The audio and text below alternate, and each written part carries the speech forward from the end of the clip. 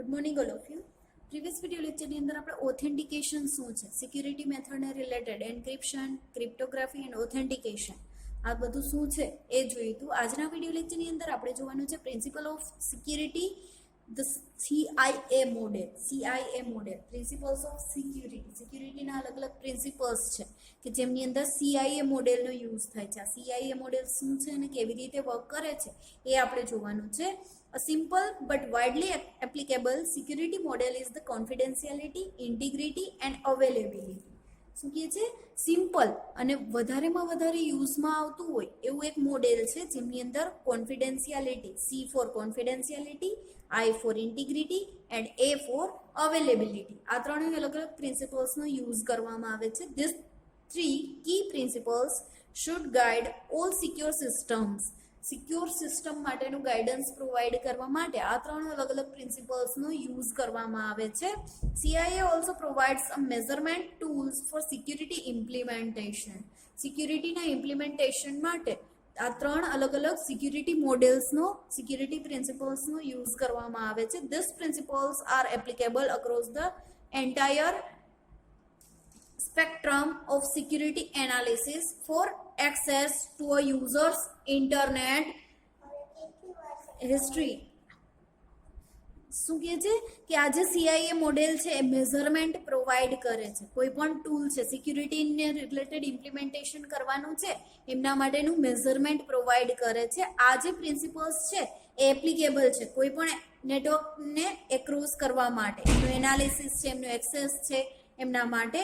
And users internet history, યુઝરની internet history શું છે, કોઈ પણ સિક્યુરિટીને રિલેટેડ ડેટાને એન્ક્રિપ્ટ કરી અને નેટવર્ક થ્રુ એક જગ્યાએથી બીજી જગ્યાએ ટ્રાન્સફર કરવા છે તો એમના માટેના અલગ અલગ પ્રિન્સિપલ્સ પ્રોવાઈડ કરે છે.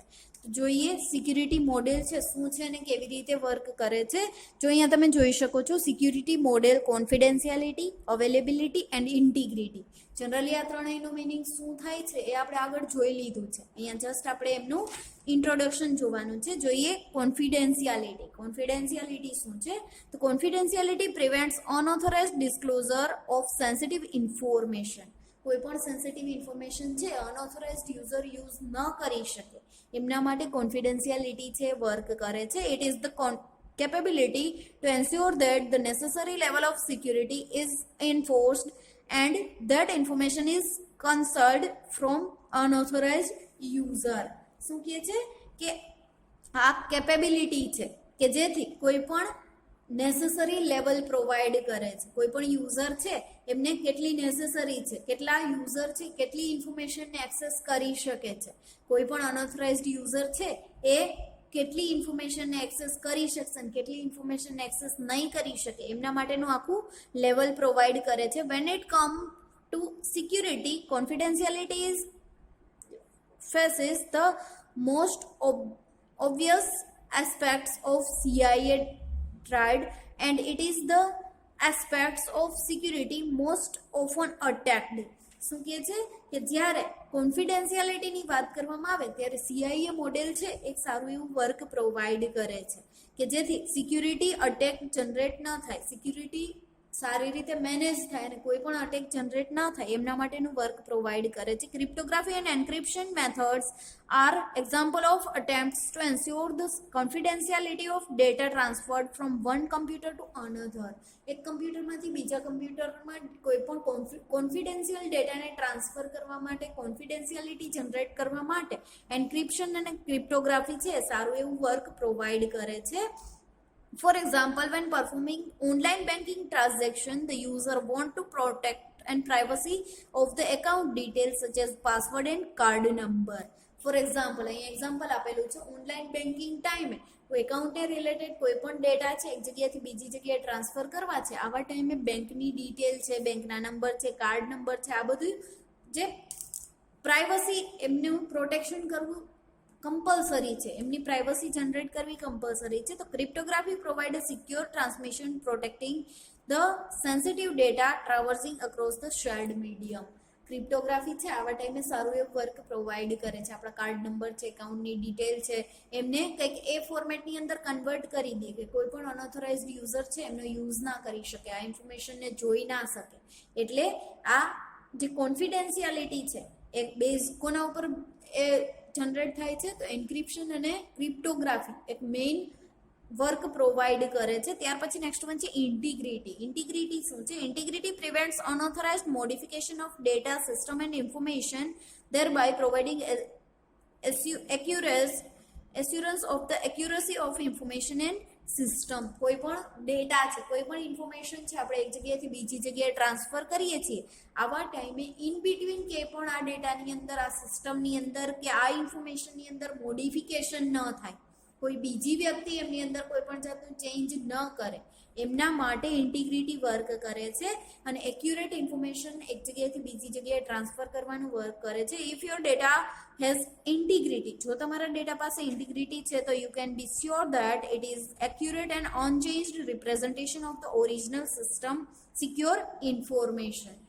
જો તમારા ડેટા પાસે ઇન્ટિગ્રિટી છે તો તમે શ્યોર હોય કે તમારા ડેટા છે એમની અંદર કોઈ પણ જાતનું કંઈ ચેન્જ થયું નથી, તમારા ડેટા છે એક્યુરેટ છે, તમારી ઇન્ફોર્મેશન છે સિક્યોર છે. બરાબર. The common type of security attack is man in the middle. આ મેન ઇન ધ મિડલ જે છે એ કોમન ટાઈપનો અટેક છે. એમનો મિનિંગ શું થાય? સેન્ડર ડેટા સેન્ડ કરે છે, રિસીવર ડેટા રિસીવ કરે છે. ઇન બિટવીન કોઈ માણસ એવો હશે કે જે આ ડેટાની અંદર ચેન્જીસ કરી નાખે છે. આ એક ટાઈપનું અટેક કહી શકાય છે. In this type of attack, an intruder interrupts data in transfer and make changes to it. આની અંદર શું કરે છે કે ઇન બિટવીન જે માણસ છે એ ડેટાને ઇન્ટરપ્ટ કરશે ને એમની અંદર ચેન્જીસ કરી અને પછી રિસીવરને સેન્ડ કરશે.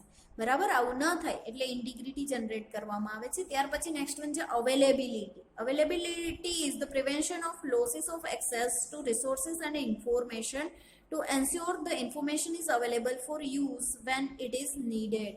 જ્યારે પણ ઇન્ફોર્મેશનની રિક્વાયરમેન્ટ છે ત્યારે ઇન્ફોર્મેશન આપને મળવી જોઈએ, ઇન્ફોર્મેશન લોસ ન થાય, ઇન્ફોર્મેશન ક્યાંય પણ ઇન્ટરપ્ટ ન થાય, એમના માટે અવેલેબિલિટી છે વર્ક કરે છે. It is imperative to make sure that information requested is readily access to the authorized user at all time. authorized user છે ગમે ત્યારે ગમે તે ડેટા છે એમને એક્સેસ કરી શકે, ગમે તે ડેટાને રીડ કરી શકે, ગમે તે ડેટાને યુઝ કરી શકે, એમના માટે અવેલેબિલિટી છે વર્ક કરે છે. denial of service is one of the several type of security attack that attempts to deny access to the appropriate user, often for the sake of disruption of services. શું કહે છે? Denial of service એક એ ટાઈપનો security attack છે કે જેમની અંદર authorise user છે એ પણ કોઈ ડેટાને એક્સેસ ન કરી શકે. બરાબર. તો આવું જનરેટ ન થાય એમના માટે અવેલેબિલિટી છે વર્ક કરે છે. તો આ રીતે CIA મોડેલ જેમની અંદર કોન્ફિડેન્શિયાલિટી, ઇન્ટિગ્રિટી અને અવેલેબિલિટી છે વર્ક કરે છે. મોસ્ટ ઇમ્પોર્ટન્ટ ક્વેશ્ચન છે, એક્ઝામમાં પૂછાઈ શકે છે.